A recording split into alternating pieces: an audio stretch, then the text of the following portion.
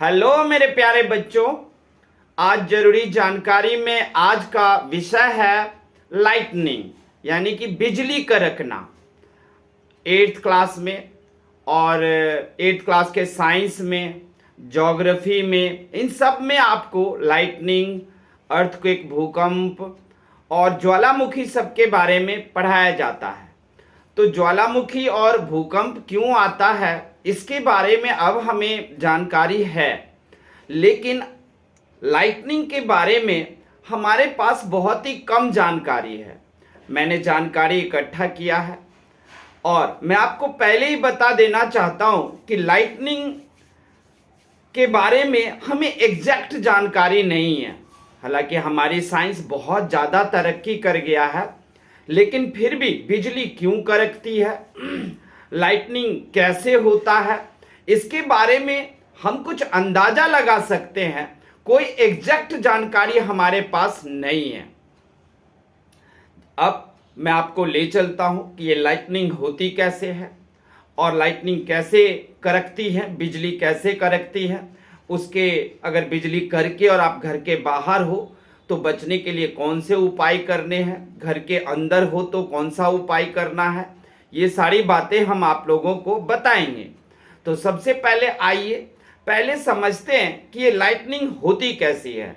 तो मैं आपको पहले बता दिया कि लाइटनिंग के बारे में हमारे साइंस के पास भी एग्जैक्ट और सही जानकारी नहीं है कि ये कैसे कड़कती है, क्यों, क्या ये भगवान का कोई प्रकोप है या कुछ और। तो सबसे पहले यूं समझिए कि अगर बिजली कड़केगी तो आप तो इलेक्ट्रिसिटी को देखे हो, आपने दो वायर ले लिया। अब दो वायर है तो मान लो ये दो वायर है। अब दो वायर को जब आप ऐसे नेगेटिव और पॉजिटिव जब आपस में टच करेगा या आपस में टकरा जाएगा तो यहां पर में लाइटनिंग उठेगी, बिजली चमकेगी। जैसा कि आप देखते हो, जब भी दो आप नेगेटिव और पॉजिटिव तार को सटा दो, टच करा दो, तो उसमें से चिंगारियां निकलने लगती हैं। यही चिंगारी बिजली है। लेकिन ये बादलों में कैसे होती है, इस बात का हमें कैसे जानकारी मिले। अब बादलों में कैसे होती है ये बिल्कुल असंभव है समझना, क्योंकि बादल में किसी भी जगह पर में एक जगह पे तो नेगेटिव पॉजिटिव हो नहीं सकता है, वरना उसमें से चिंगारी 24 घंटे निकलती। अब प्रश्न ये उठता है कि नेगेटिव और पॉजिटिव बादलों में होता कहाँ है, बादल है क्या। तो बादल देखो पानी का ही एक जमा हुआ रूप है। बहुत बड़ा विशाल बर्फ का टुकड़ा जो आसमान में तैर रहा है, पानी में नहीं।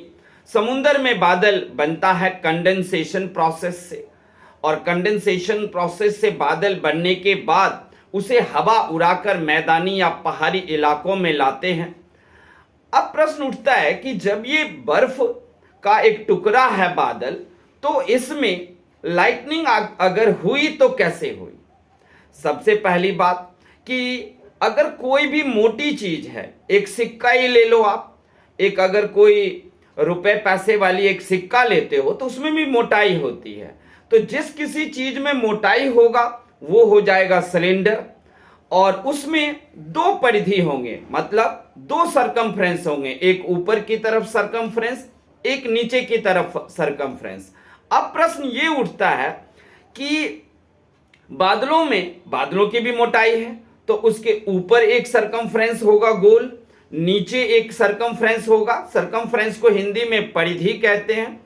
तो या तो ऊपर वाले परिधि पर नेगेटिव चार्ज होगा, या फिर नीचे वाले परिधि पर में नेगेटिव चार्ज होगा, या फिर ऊपर वाले में पॉजिटिव चार्ज होगा और नीचे वाले में नेगेटिव चार्ज होगा, ये हो सकता है। या नीचे में पॉजिटिव चार्ज होगा। नेगेटिव को नकारात्मक यानी कि ऋणात्मक आवेश कहते हैं हिंदी में, और पॉजिटिव को हम घनात्मक आवेश कहते हैं हिंदी में। तो अब ये प्रश्न उठता है कि अगर मान लो ऊपर में पॉजिटिव है ऊपर के परिधि पर, और नीचे के परिधि पर में नेगेटिव चार्ज है, तो ये ऊपर से नीचे तक जब तक जुड़ेगा नहीं कोई तब तक तो होगा नहीं, चिंगारी उठेगी नहीं, बिजली कड़केगी नहीं, लाइटनिंग होगा नहीं। तो नीचे की परिधि से ऊपर की परिधि तक आखिर कौन सा तार था जो जुड़कर गया और दोनों परिधि के नेगेटिव पॉजिटिव चार्ज आपस में टकरा गए और फिर लाइटनिंग और बिजली चमकनी शुरू हो गई। या फिर एक और कारण हो सकता है कि पहले बादल का जो ऊपरी परिधि है वो दूसरे बादल के टुकड़े के ऊपरी परिधि से टच किया होगा, दूसरे बादल के ऊपरी परिधि में नेगेटिव चार्ज होगा और पहले बादल के ऊपरी परिधि में पॉजिटिव चार्ज होगा। ये दोनों अगर टच किया तो चिंगारी उठेगी।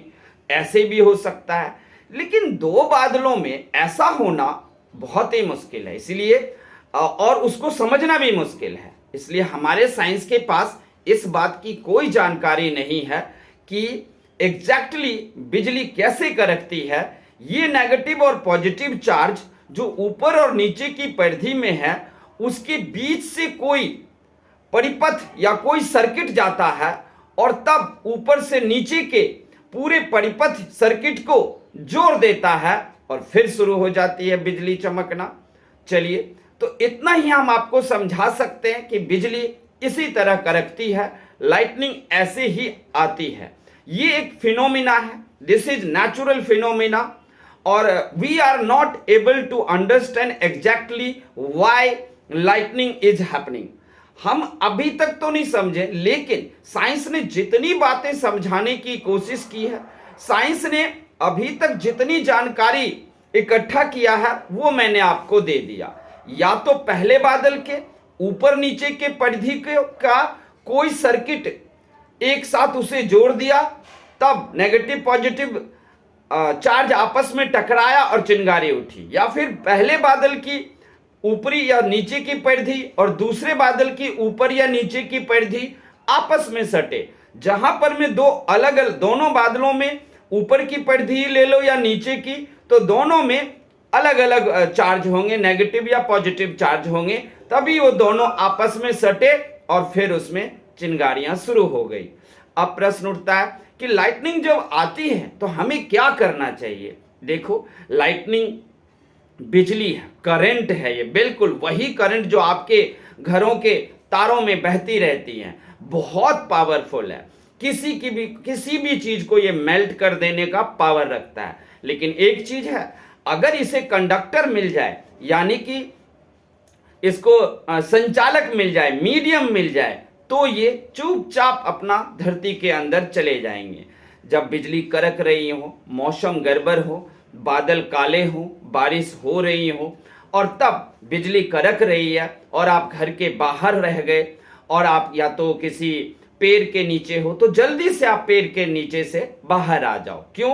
क्योंकि बिजली क्या है, लाइटनिंग क्या है, एक करंट है और वो कंडक्टर ढूंढेगा और पेड़ उसके लिए गुड कंडक्टर होगा। तो आप पेड़ के नीचे हो, बिजली जो है वो वातावरण में तैरते हुए भी पेड़ को ही अपना कंडक्टर बनाएंगे और उस पेड़ पर गिरा और आप नीचे में हो, आपकी हड्डियां तक नहीं मिलेगी, कपड़े शायद बच जाए और हड्डियां तक नहीं मिलेगी, एक पूरे बॉडी का एक टुकड़ा नहीं मिलेगा, सबको मेल्ट कर देगा। इसीलिए अगर बिजली कड़कती है तो आप पेड़ के नीचे से जल्दी से वहां से आप हट जाइए। इसके अलावा और क्या कर सकते हो, अगर पेड़ से बाहर हट गए तो खुले मैदान में आकर के आप घुटनों में सिर रख करके और बैठ जाइए और ऐसे हाथ जोड़ करके सिर को नीचे करके आप आराम से खुले मैदान में आकर बैठ जाइए। घर में है, बिजली कड़क रही है, तो घर में आपको टेलीविजन या अन्य जो भी चीजें हैं, रेडियो, इस सब को बंद कर दीजिए। दूसरा, अब घरों पर में आपको एक कंडक्टर लगाना चाहिए, वो त्रिशूल टाइप का लगा लो या एक ही जैसे मर्जी हो लगा लो, क्योंकि अगर बिजली आपके घर पे गिरती है तो आपको कंडक्टर ढूंढेगा और उसी कंडक्टर से होते हुए धरती के नीचे चले जाएगी वो बिजली और आपको कोई नुकसान नहीं पहुंचाएगी। आजकल शहरों में या गांवों में भी जो घर बनते हैं वो घर के चारों कोने पर लोहे का बीम डालते हैं, तो अब आपको जरूरी भी नहीं है कि आप ऊपर में कंडक्टर लगाओ या लाइटनिंग कंडक्टर डालो। ये मिट्टी के घर के लिए बहुत ज़रूरी है, झुग्गी झोपड़ी के लिए बहुत ज़रूरी है कि आप झुग्गी झोपड़ी या मिट्टी का घर है तो आप एक पीतल का, एल्युमिनियम का, लोहे का, जो भी आप एक कंडक्टर ऊपर लगा दो।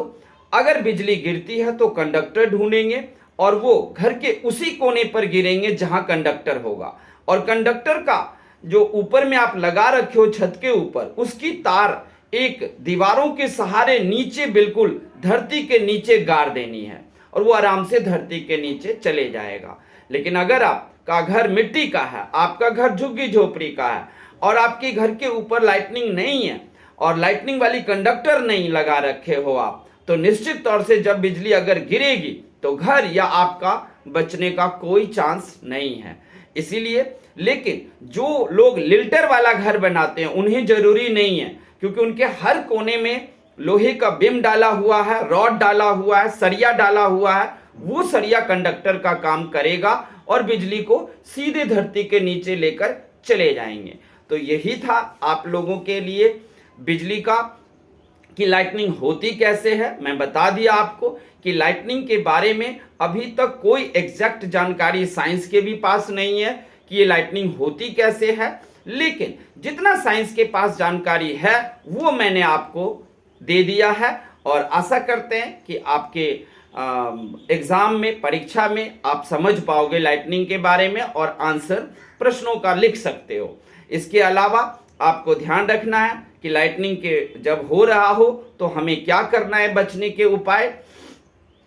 लाइटनिंग अगर बिजली कड़क रही है तो और बिजली से आप बच सकते हो। तो आपको ये जानकारी कैसे लगी हमें आप कमेंट करके बताना।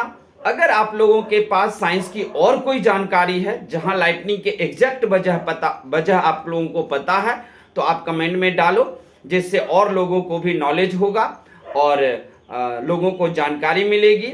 और पेपर में जितने भी परीक्षा में पेपर आएंगे उस सब में इसका काम होगा। आप जानते हो कि बेंजामिन ने इस लाइटनिंग को समझने की कोशिश की और फिर लाइटनिंग को समझने के बाद ही हमारे धरती पर बिजली यानी कि इलेक्ट्रिसिटी का खोज हुआ। बेंजामिन ने ही इलेक्ट्रिसिटी की खोज की थी, क्योंकि उन्होंने ही एक बार अपना पतंग उड़ा रहे थे, उस वक्त लाइटनिंग हुई और उनके बॉडी में झंझनाहट हुई थी और हालांकि वो बच गए थे। और जब अगर नहीं बचते तब तो इलेक्ट्रिसिटी की खोज नहीं होती, लेकिन वो बच गए थे तो वो समझ गए कि किस तरह लाइटनिंग ने हमारे पतंग के डोर से होते हुए, और हालांकि पतंग का डोर जो था वो गुड कंडक्टर नहीं था, इसलिए हल्का झटका लगा और बेंजामिन बच गए थे। तो यही सब चीज़ें हैं कि लाइटनिंग देखने के बाद धरती के लोग या बेंजामिन ने लाइटनिंग को महसूस करने के बाद इलेक्ट्रिसिटी की खोज हुआ धरती पर, और आज इलेक्ट्रिसिटी ने हमारे जीवन को बदल डाला है। इलेक्ट्रिसिटी के कारण ही साइंस ने इतने तरह की खोज की और सारे खोजों को प्रूव भी कर पाए हम इलेक्ट्रिसिटी के कारण। इलेक्ट्रिसिटी हमारे धरती पर एक वरदान के रूप में है, लेकिन वही बिजली कड़कना हो या लाइटनिंग हो रहा हो, इसको किसी भाषा में ठनका ठनकना भी कहते हैं। अगर ठनका बिजली कड़कती है तो वो हमारे लिए अभिशाप भी हो सकता है। थैंक यू, धन्यवाद।